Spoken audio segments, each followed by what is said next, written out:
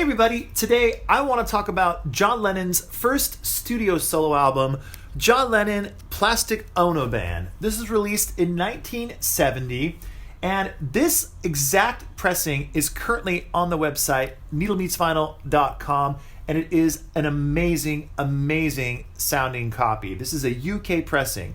So we will be talking about this exact pressing on the website and a couple of other pressings I have over here for John Lennon's Plastic Ono Band.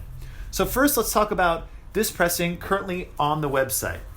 Now, this is, like I mentioned, a UK pressing, and it's an early 70s UK pressing, and it has a unique Apple label, which I think is kind of cool, just a simple black and white label, and then there is side 2. And this is an absolutely brilliant, brilliant condition. Sounds phenomenal. Now, if you've only ever heard the John Lennon Plastic Ono Band album from the US pressings, those are good pressings, by the way. They sound good. But if you've only ever heard those, this one will blow your mind. This UK pressing has so much low end that it's unbelievable. It's so beautiful. It rattles the room that you listen to this in. The low end is just so present, so great. It does not distort. That's the amazing thing. That is why, by the way, right there, why records and analog recording will, in my opinion, always be the best way to reproduce bass and high end too. But really when it comes to bass, because you can get really loud, really thick, really just beautiful, beautiful bass onto a record, and it won't distort if it's done the correct way. And this is a prime example of that. It's beautiful throughout this whole record. Now, that's not to take away from the other great aspects of this record, like the amazing dynamics. Now, a lot of the remasters for this album, and I have one over here which I will be talking about that I do not think sounds good at all, but a lot of the remasters, they really shrink the sound, is how I would describe it, where you lose that the almost 3D aspect of the recording. Everything on the remasters just gets pushed up to the front. So instead of having, for example, like on this pressing, if I can demonstrate this, it almost sounds like there's sound here and there's sound here. Now on the remasters, it sounds like there is sound here and then there's sound here. So it's like just a little bit of difference, but the UK pressings, it's such a huge dynamic sound, and it's so great, and that's exactly what this album needs. Now, I listened to a lot of different pressings of this album, and I will show you a bunch of them over here, but this UK pressing, hands down, wins over all of them. It is such a beautiful, beautiful listening experience. And if you want to pick this one up, it is available currently on my website, needlemeetsvinyl.com. Head on over there. As usual, you can read a little write-up I wrote about the album, a little bit of the back history, who plays on it, and a little bit more information of why I decided that this is the copy to own when it comes to Plastic Ono Band. So head on over to the website. Now let's talk about some of these other pressings. Now, I mentioned the remaster. Now, this is one of those remasters. This is from 2015. Now, I picked this one up. I think I made a video about this like maybe last week. I got this at Barnes & Noble. Barnes & Noble, I don't know if they're still having it, but they were having a 50% off some of their selected vinyl. And this album happened to be in there, so I thought I would pick it up. Now, I have, from the same remastering year, I have the Imagine and the Mind Games albums, and both of them I don't like at all. They both are not good.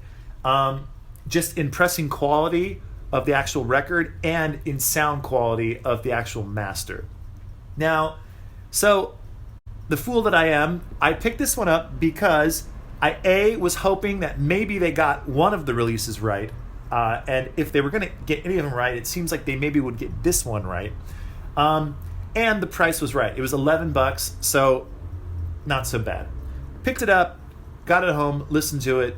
It has all the problems that the Mind Games and the Imagine album remaster I have had. Same problems. There was a bunch of tracks that skipped. In fact, the very first track has extreme groove damage, distortion going on, which is a very disappointing thing. anyone that knows who's ever bought a record brand new, brought it home, put it on the record player, and put it on, and there's some kind of imperfection, your heart just sinks because it's like, really? Come on. And that is what happened with this one. Now, if I was to ignore those, I call them manufacturing defaults, or defects rather, if I was to ignore those and just concentrate on the mastering of this album, the mastering is also very, very bad. Like I said, it's so squished up.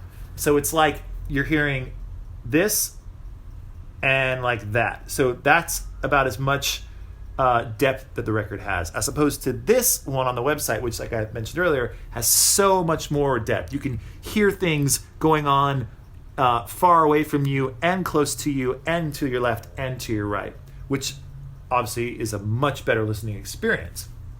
Now, unfortunately, this remaster just does not do that in any way. On top of that, this remaster, I actually listened to a digital version of this as well, and I believe there is distortion going on in the low end in the bass, which is a tragedy in my opinion.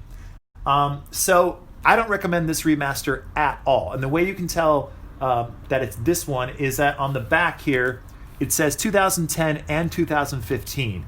You don't want that one. So if you find this one in the shops, don't do it. I'll show you what it looks like, by the way. It's got a very similar label to this UK pressing that's on the website. So anyway, you don't want this one. So I picked it up for $11. And even then, I kind of felt like I wasted my money. So that's a bit of a drag. So don't go for this one. Now, there are some other ones over here that I want to talk about. This one is a Canadian version of the album on Capitol Records. And it actually sounds very, very good. It's on the purple label, the Capitol purple label. And this one, for a long time, was my go-to copy of the Plastic Ono Band until I got myself a UK pressing, which is now my go-to copy. But this Canadian pressing is not bad at all. And if you were to find this in a record shop, I would recommend picking it up. It just doesn't have that extra low end and quite as much clarity as the UK pressing. But by no means is this a bad pressing at all. In fact, it sounds pretty good. And if you can tell, the cover is a little bit more, has a little bit more color to it, a little bit darker colors. If you compare the two, this is the Canadian pressing and this is the UK pressing. So, Canadian pressing, pretty good. And this one is an early US pressing. They all have the exact same cover, obviously. This is an early US pressing, and it also sounds pretty good, and it's on this unique looking Apple label. And this is a Bell Sound. Yeah, this is a Bell Sound pressing. And as I was saying, it's pretty good, not great. In the high end, it can get a little bit thin for me, which the UK pressing really shows you how it's supposed to sound, because the high end on the UK pressing is pristine and very, very nice. On the US pressings, it's a little bit thin. Now, if you'd never heard the UK pressing, you may not think that the high end on here is all that bad. But once you hear the UK pressing, it almost kind of ruins all these other pressings because you know how it could sound. So this is the US pressing, an early pressing from Bell Sound. Put it back in its sleeve here. And then I have another early US pressing right here.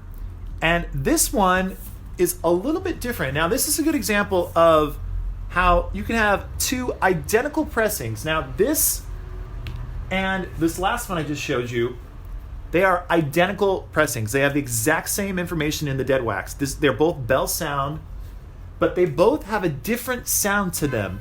And this one is actually a little bit better than the previous one I showed you. And it's such a great example. I wish YouTube would allow me to actually play some samples on my channel, but obviously if I did that, my videos would get either taken down or just, all kinds of problems. But the sound quality for these two pressings with the exact same information in them, they're very, very different. And that just goes to show you that each record is its own unique and special thing. And so even if you have a record that's really, really rare and it's that hard to find pressing that has all of the right information inside of it, it may not always sound great. And that's happened to me a lot. Because when I go hunting for these records on eBay or in my local record shops or wherever, when I get them home and listen to them, it all matters about how they sound. Because I've had 5 different pressings that are all had the identical information, and all 5 of them sound totally different. So just goes to show you, when you're finding records, it really is like trying to find a needle in a haystack. And speaking of needle in a haystack, here's the hay, here's the needle. So if you want to pick up this brilliant copy of John Lennon's Plastic Ono Band, go to needlemeetsvinyl.com, pick this one up. It will go quickly. I've had a bunch of people asking about this one already, so go to the website right now and perhaps it could be yours. So that's it for now. Stay tuned. Sgt. Pepper will be hitting the website sometime this week or this weekend, and it's a great one, so stay tuned for that. But for now, enjoy checking out John Lennon's Plastic Ono Band. Bye for now.